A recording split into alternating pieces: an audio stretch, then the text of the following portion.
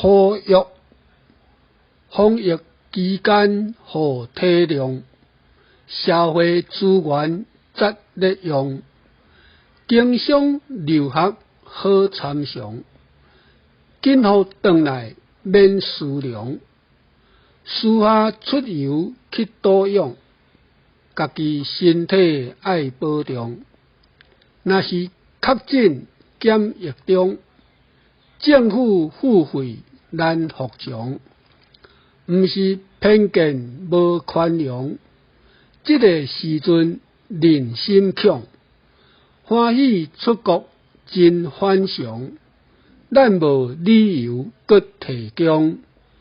虽然理论较勉强，嘛爱大局来设想。强势的人请提倡，维持国家的昌隆。呼吁二，目前肺炎世界传，各国心情拢真乱，为要减少人麻烦，尽量踮厝较安全。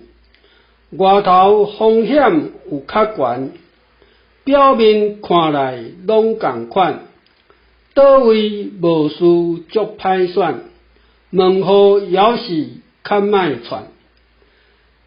确诊检疫接受款，毋通自私惊人管，隐瞒实情乌白宣，造成病毒的强患。要在资讯媒体观，政府随时消息传，千万着做好模范，莫做社会的好玩。